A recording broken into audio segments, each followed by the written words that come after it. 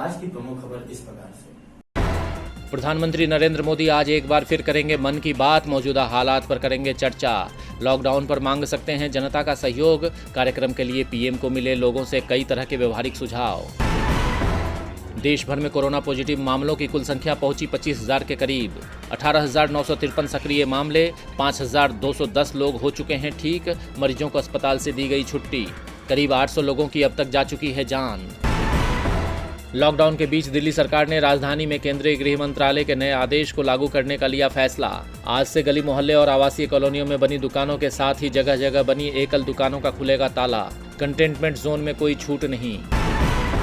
उत्तर प्रदेश के वाराणसी में पुलिस पर कोरोना वायरस का अटैक। एक ही चौकी के 7 पुलिसकर्मी पॉजिटिव, 7 में पाए गए थे शुरुआती लक्षण। गेस्ट हाउस में किया गया था क्वारंटीन। दिल्ली में बढ़ते कोरोना संक्रमितों के मामलों के बीच ओखला के सब्जी और फलों के थोक बाजार में लोगों की भारी भीड़ जमा। साथ ही लॉकडाउन और सामाजिक दूरी के नियमों का भी हुआ उल्लंघन। महाराष्ट्र सरकार ने राजस्थान सरकार से की कोटा में फंसे राज्य के 1800 से 2000 छात्रों के सुरक्षित घर वापसी की अपील। घर वापसी पर होगी सभी लोगों की जांच। 14 दिन के लिए किया जाएगा क्वारंटीन। कोरोना वायरस के कारण लागू लॉकडाउन के चलते विदेश में फंसे भारतीय जल्द लौटेंगे स्वदेश। केंद्र सरकार ने की तैयारी। विशेष उड़ानों से होगी भारतीय नागरिकों की स्वदेश वापसी। कोरोना संकट के बीच उद्धव सरकार का बड़ा फैसला।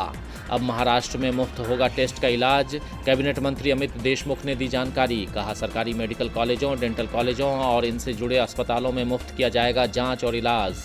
महाराष्ट्र में अब तक 7,628 लोग हो चुके हैं संक्रमित। गड़बड़ रैपिड जांच किट पर केंद्र सरकार ने दिखाया सख्त रुख। सख्ती के बाद चीन की 2 कंपनियों ने जांच में सहयोग का दिया आश्वासन। हर राज्य से रैपिड टेस्ट किट में खराबी के मामले आ रहे थे सामने। राजधानी दिल्ली और आसपास के इलाके में आज सुबह मौसम हुआ खुशनुमा। दिल्ली, नोएडा समेत कई इलाकों में हुई हल्की बारिश। उमस भरी गर्मी से सुबह बारिश ने दिलाई राहत। आज अधिकतम तापमान 37 और न्यूनतम 22 डिग्री सेल्सियस के बीच रहने की संभावना। दुनिया भर में तबाही मचा रहा है कोरोना वायरस का संक्रमण। वायरस से अब तक 1,97,000 से ज़्यादा लोगों की जानें जा चुकी हैं और 28,30,000 से ज़्यादा लोग हो चुके हैं संक्रमित, जबकि 8 लाख लोग हो चुके हैं ठीक। अमेरिका में जमकर हाहाकार मचा रहा है कोरोना। 24 घंटे में 2,494 लोगों ने गंवाई जान। स्पेन, इटली और फ्रांस में भी 20,000 से ज़्यादा हुआ जान गंवाने वालों का आंकड़ा। फ्रांस में पिछले 24 घंटे में 369 लोगों की मौत। ब्रिटेन में मौतों की संख्या पहुंची 20,000 के पार। कोरोना की वजह से यूके में 813 और लोगों ने गंवाई जान। लगातार बढ़ता जा रहा है संक्रमितों का आंकड़ा। पाकिस्तान में स्वास्थ्य कर्मियों का पीपीई किट की कमी के खिलाफ विरोध प्रदर्शन जारी। प्रदर्शन का 9वां दिन आज। देश में कोरोना से संक्रमित डॉक्टरों की संख्या पहुंची 160 के पार। कोरोना वायरस के प्रसार के मद्देनजर नेपाल में घरेलू और अंतर्राष्ट्रीय उड़ानों पर बढ़ाया गया प्रतिबंध। अब 15 मई तक नहीं होगा उड़ानों का संचालन। नेपाल के प्रधानमंत्री कार्यालय के सचिव नारायण बिदारी ने दी जानकारी। 27 अप्रैल के बाद आ सकता है एक और राहत पैकेज। कल पीएम मोदी की देश के अलग अलग राज्यों के मुख्यमंत्रियों के साथ मुलाकात के बाद हो सकता है आर्थिक राहत पैकेज का ऐलान। दुनिया में कोरोना छीन रहा करोड़ों लोगों का रोजगार। भारत में 14 करोड़ ने गंवाया काम। Centre for monitoring Indian economy ने किया दावा।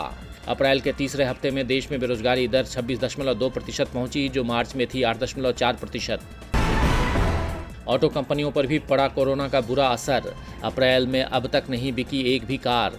ऑटो कंपनियों के लिए अशुभ रहा महीना। देश में 25 मार्च से देशव्यापी लॉकडाउन है जारी। कोरोना संक्रमण और लॉकडाउन ने पोल्ट्री उद्योग की तोड़ी कमर। देश में 1,20,000 करोड़ के पोल्ट्री व्यवसाय से जुड़े करीब 10 करोड़ लोगों की पूंजी हुई खत्म। कर्ज में दबे किसान और कारोबारी। लॉकडाउन से पोल्ट्री व्यवसाय को 20,000 करोड़ से ज़्यादा का हुआ नुकसान। और ऑनलाइन दान 180% बढ़ा। लॉकडाउन में बिजली, पानी, क्रेडिट कार्ड और फ़ोन जैसी सुविधाओं के बिलों का ऑनलाइन भुगतान 73% बढ़ा।